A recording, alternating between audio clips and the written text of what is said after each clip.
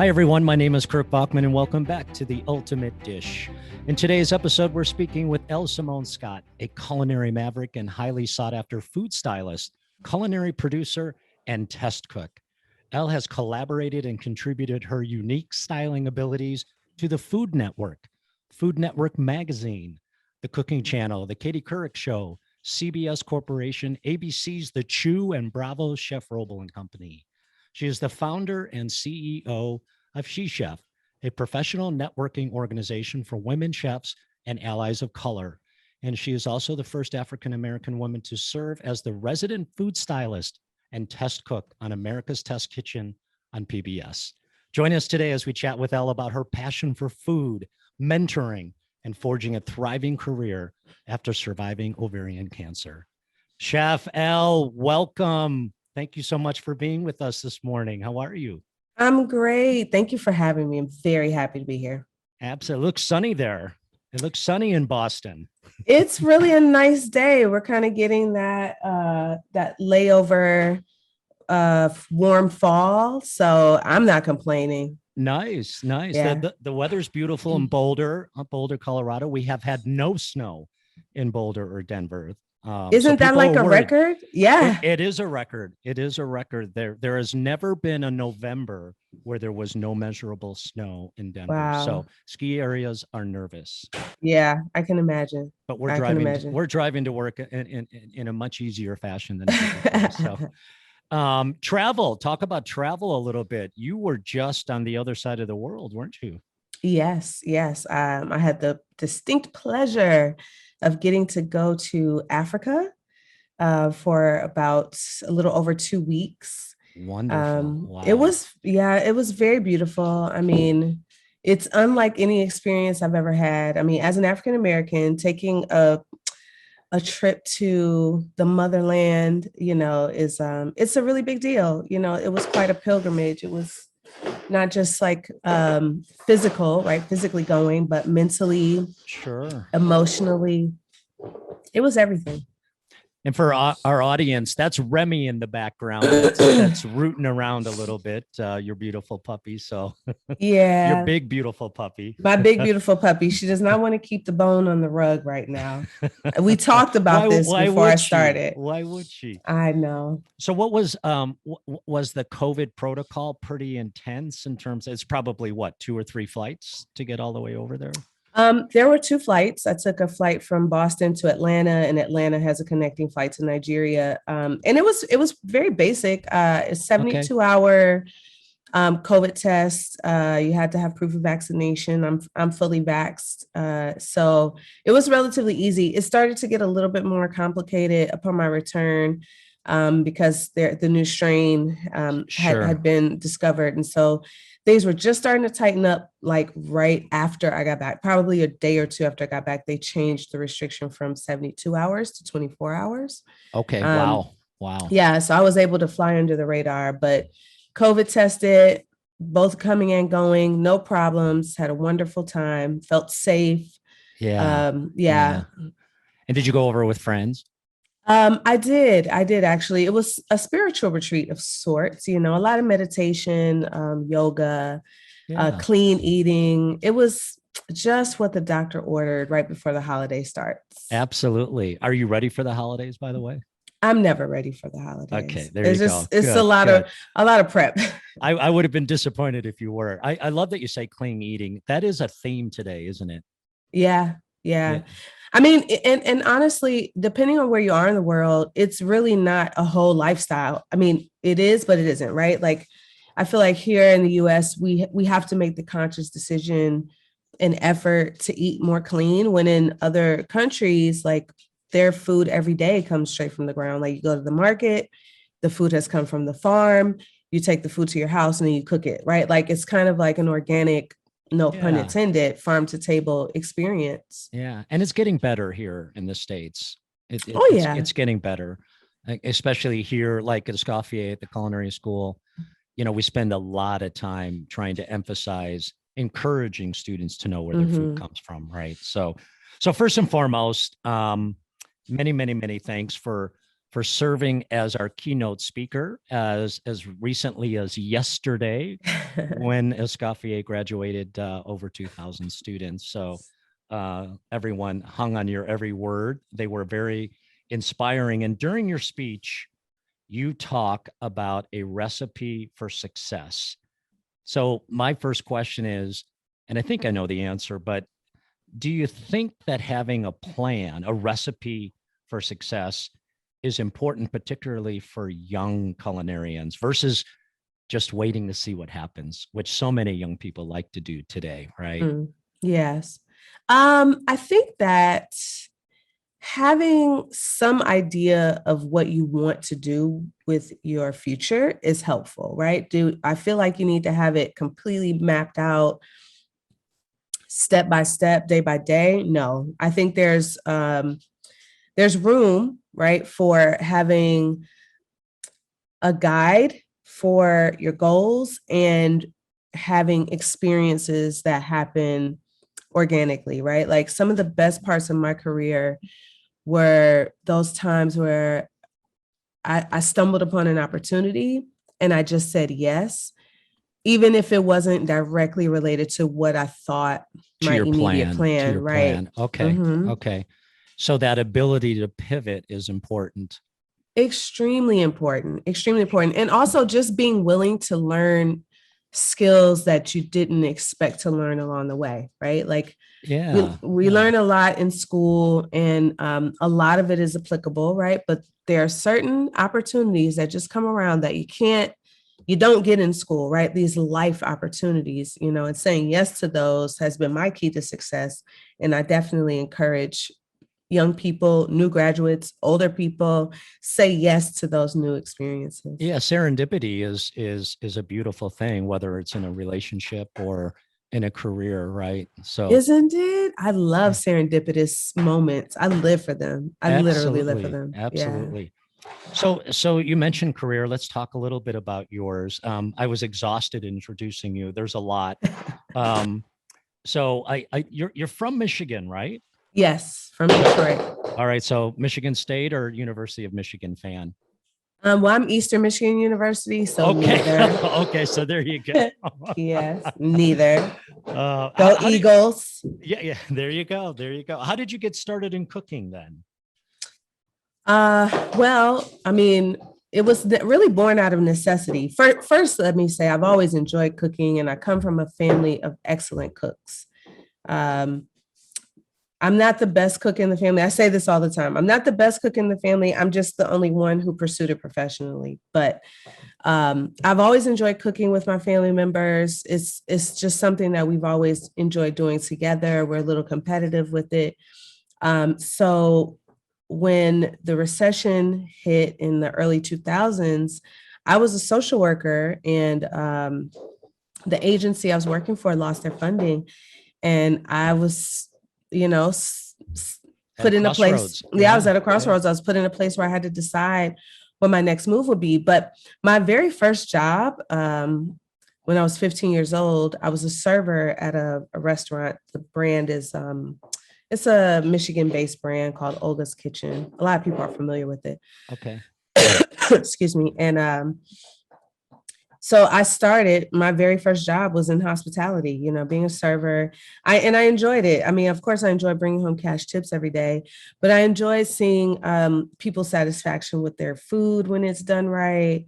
Being satisfied with good service. Like I cared a lot about those things. And I think there's a crossover between that sort of caring and the kind of caring that's required in social work. So I think it was pretty much a no-brainer that the two kind of ended up going hand in hand later on in life. But yeah, a good fit.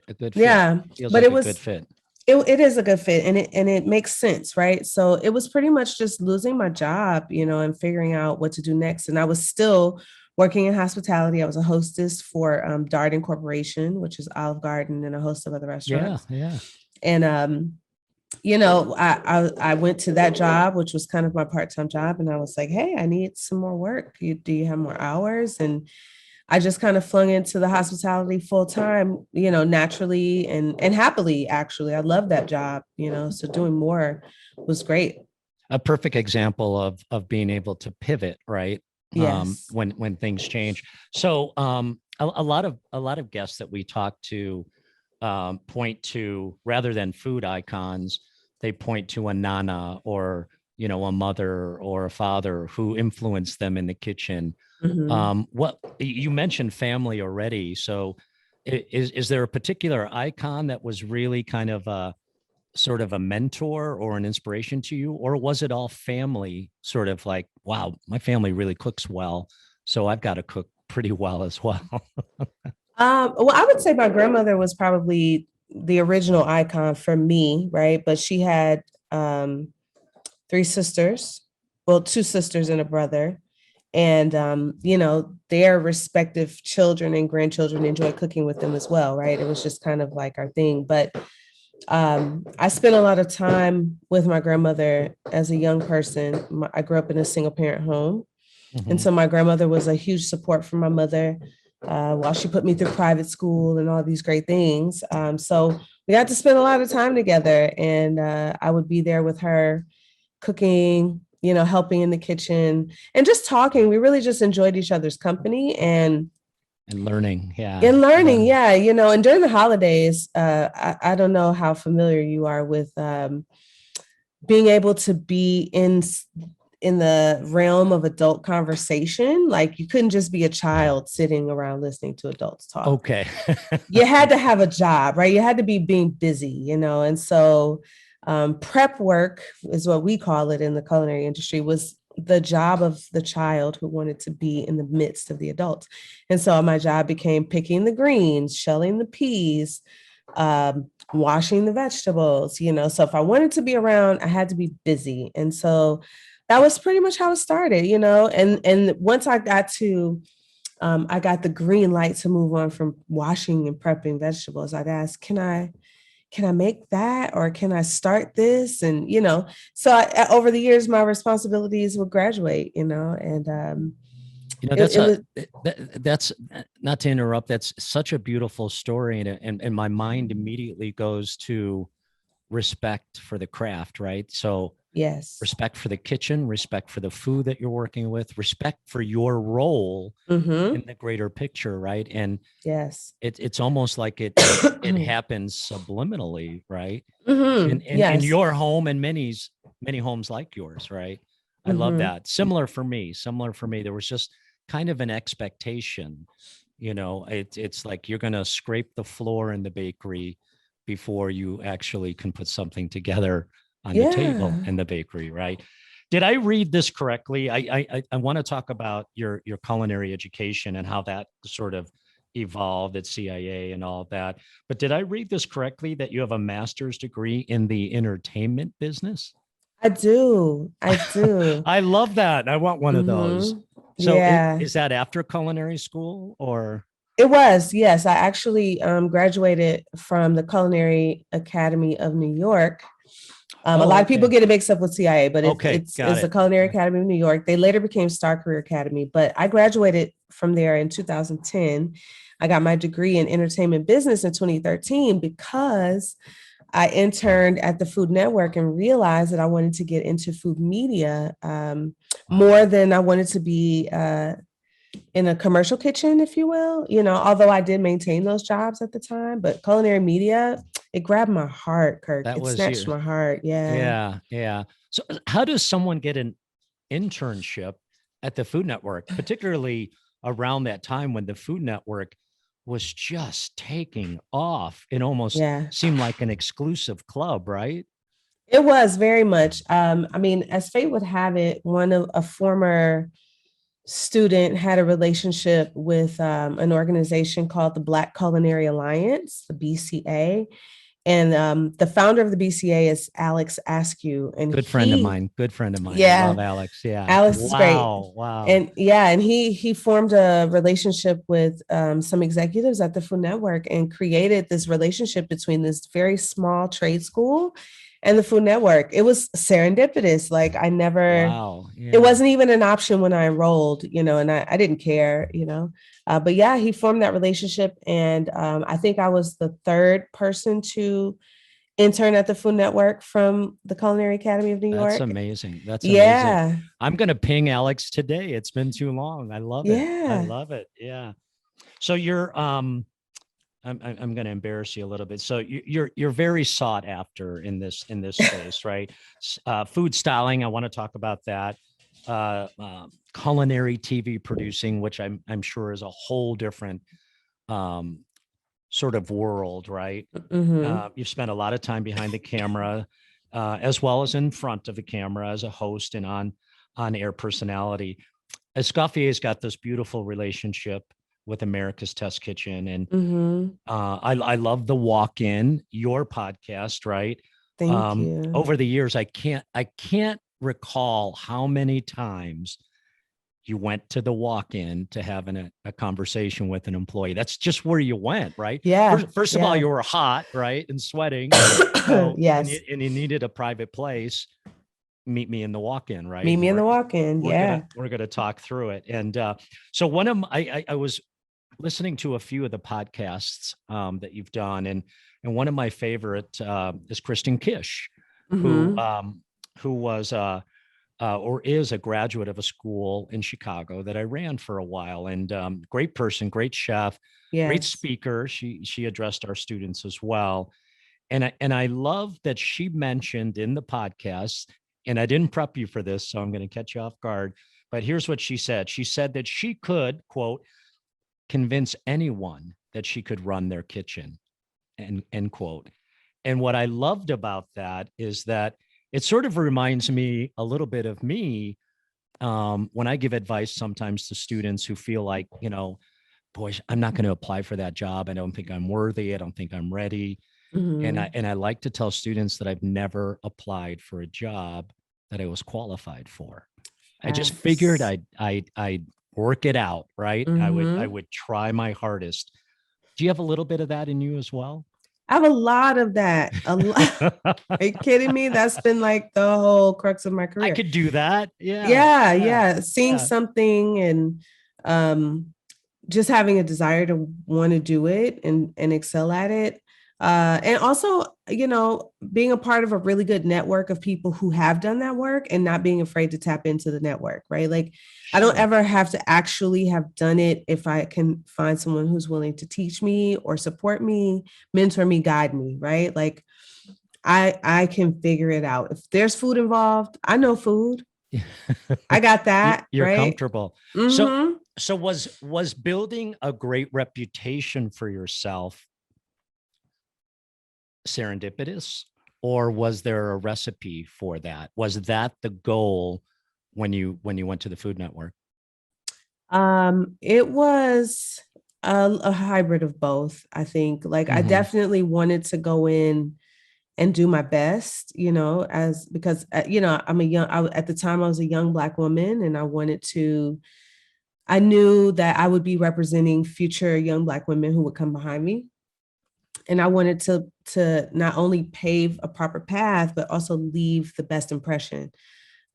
So a part of it was intentional, but the other part was merely just being absorbed in the environment, right? Like the Food Network, to this day, I call it the military of internships, right? Okay. Because it's very regimented, like the day goes a certain kind of way, right? So, yeah. So like really falling full into that experience and wanting to build this relationship with the Food Network that would go beyond my internship, it was both. It was definitely a hybrid of serendipity and intention. So as that all translates into you producing shows down the road, so obviously just like when you were cooking in your family's kitchen, you develop this respect for the craft. Is there a secret sauce to producing shows? Is there, kind of the holy trinity to abide by, or is it all situational? That's a good question. It's really all situational. No two experiences in culinary media are alike, really, right? That's like even if you're working on the same show, right? Like let's say you work on 2 seasons of Chopped, the contestants are different, the food is different, right? Like the format itself is the same. And I think to be a good culinary producer, you kind of have to find your formula, but essentially it requires like a lot of organizational skills, very strong leadership skills, right? Because you are running the show, and anything that goes well or wrong, it's definitely on it's on you, right? So you have to be firm in your convictions, like be willing to make a decision no matter how it turns out, right? Sure. Yeah. And do your best, as you mentioned. And do your best. Yeah. And that those three little words are very, very powerful. And and to be honest, I have to do a better job of conveying that to our students who get frustrated when their brioche doesn't come through or their souffle falls, right? All we're really ever asking is just that you do your best, and everything else will fall into line. I love those words. Speaking of doing your best, I think this whole concept of food styling is kind of a secret. Everyone thinks that they're a food stylist, right? Yeah. And until I actually met a food stylist who showed up in the kitchen with all this equipment and all these tools and these little ladders that, potatoes were going to be piped down so that they would stand up high at the back of the plate. And I'm like, wow, is it that complicated? Is it that fascinating, I should say, to style food? It is both complicated and fascinating. I think one of the things that I like to make very clear about food styling is that it can be inclusive of plating food, but it is not the same, right? Okay. Like, I'm an excellent food stylist. At plating, not my strong suit. Really? Okay. Yeah. It's a very different art, both of them are art, right? They definitely are art forms. Absolutely. But food styling, I think I would say food styling is more for selling food and plating is more for presentation. Does that make sense? It does. And the whole idea of plating food too is that while you're plating one, you're thinking of the 65 additional that you're going to be plating right after. Yes. And they all have to look the same, and the vegetables have to be cooked through, and so on and so forth, right? Would you say that food styling is often through the lens of the observer?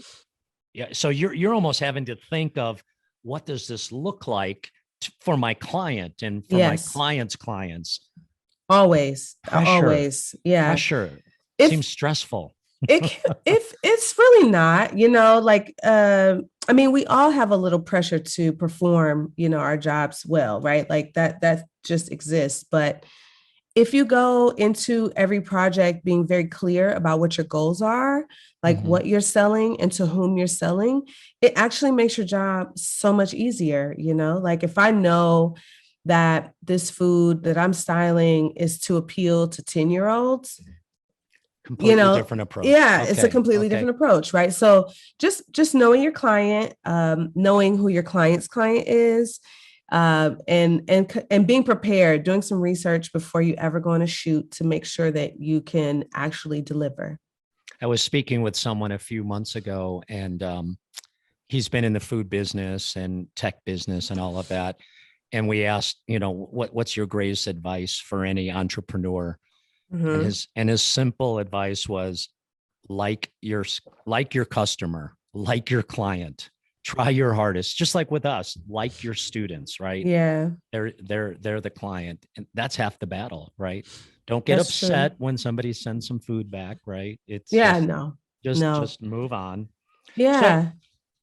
So let's get a little personal. I will too. You're a cancer survivor, ovarian cancer survivor. You're passionate about advocating for those who are enduring a similar path. And while a little bit different, I've mentioned to you that I'm a kidney transplant recipient. This coming February, it'll be 41 years that I received a kidney from my father, who's 85 and still going strong. So that Wow, that's that amazing. I keeps love me that. excited. Um, I just know that I changed my approach to living Mm-hmm. somewhat serendipitously, to use that beautiful word again. I was young, and my mother made it real clear that there was going to be no special anything for me. I was going to work hard, and Mm-hmm. kidney transplant was successful, and off you go, right? So nobody's feeling sorry for anybody, and Right. it's been a good message to share with students and children about doing their best and trying Mm-hmm. hard and overcoming obstacles. Are you open to talking a little bit about that time in your life and how you like to give back and share your story with others around that? Absolutely. Yeah. I'm actually what one would consider medically like a chronic ovarian cancer survivor. So odds are I'll be, dealing with it to some degree for who knows how long. But I like to refer to myself as a thriver. I'm an ovarian cancer thriver. And I was diagnosed in my late 30s, almost immediately after getting hired at America's Test Kitchen, ironically enough. Okay. And it was a very difficult intro to the experience because I was new to Boston. I didn't have any friends or family here. So my coworkers immediately stepped in. And I mean, they're my friends and family, to be honest. Mm-hmm. Mm-hmm. And, I went through treatments. I'm currently going through treatments. And it is challenging, like some days are great and I feel like I can, power through. And some days are extremely challenging. This morning was very challenging. I had a very emotional morning, excuse me, feeling frustrated because I couldn't move as fast as I wanted to or do as much as I wanted to. But then there are days where I can do all the things. A few days after treatment, I can do all the things. I'm moving at a great pace. I'm feeling 100%. And, life is good. I mean, life is good overall, but I think the one thing that ovarian cancer has taught me is that there's no day without challenges, right? They're not always physical, right? It's just, and you find a way to overcome. yeah, you find a way. And if you don't, it's okay. Yeah. Right. Like Yeah. if today is not the day of overcoming, if today is the day of going to bed at 7 o'clock with some chocolate and watching a movie, that's okay too. Yeah, it's okay. It's You're part of thriving, right? It is. It is Yeah. being very honest with yourself, mirroring, with yourself about what you need at the time you need it. Like sometimes I have to say no to projects that I really want to do because the timing might not be right, or I don't feel so great. But there are so many other things that come my way that I never feel like I'm losing, right? Like, so whenever you're being honest or true to yourself about what you need, even when you have to sacrifice something better always comes along, always. So beautifully said. Did and does food play a role in thriving? Oh yeah. Yeah. It definitely does. I'm definitely more particular about the foods that I eat when I'm in an emotional space, because it's very easy to just kind of consume whatever's there. When I'm feeling my most vulnerable is when I try to eat the healthiest, right? Because I'm sure that it will, it will make me, it won't be a decision that I regret afterwards, I try to save all my junk food eating for when I feel spectacular. I love that. I love that. It's a good way to approach food and life, right? Mm-hmm, Speaking mm-hmm. of life, you founded SheChef Yes. primarily to mentor women chefs Mm-hmm, of color, mm-hmm. right? Was this something that you saw almost immediately? I think you alluded to this earlier as you entered the industry. Was this support for women chefs and women of color missing?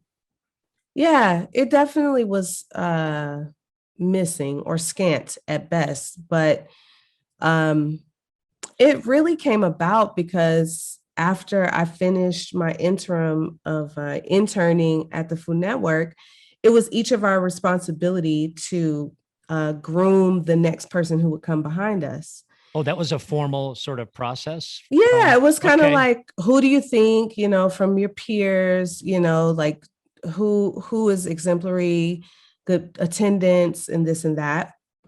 And so not only did I groom the next person, but I kept grooming people, right? Like I kept helping the next person groom people. Sure. And it kind of just became a thing. But I did notice once I got out into the workforce that although I went to school with a lot of Black and brown people, I wasn't seeing that represented in certain kitchens. I worked in a lot of high-end kitchens in New York City. And I don't think that really dawned on me until later in the game, but I worked in some really high-end kitchens and I didn't see a lot of Black and brown people, especially in leadership positions, right? So it just kind of got me interested in as to why I wasn't seeing that. And so I went back to my school and started working with the career services department to find out what students were doing after graduation, basically tracking, like seeing why they weren't still in the field, if they were not, and if they were, what were some of the challenges they were facing.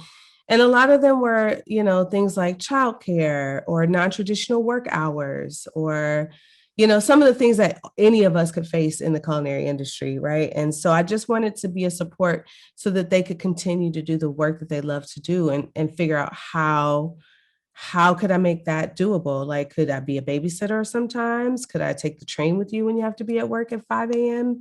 in the middle of the scary Manhattan nights? Sure. What could we do to be a support? And that's really how SheChef came about. There was no intention to actually become an organization. It was really just my desire to see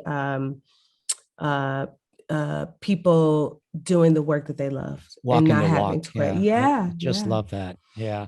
What advice, Chef, would you give to other women of color or women in our industry who are trying to, maybe they're you 20 years ago, they're trying to break into this industry in one way or another? What's some of the most simple advice that you could offer?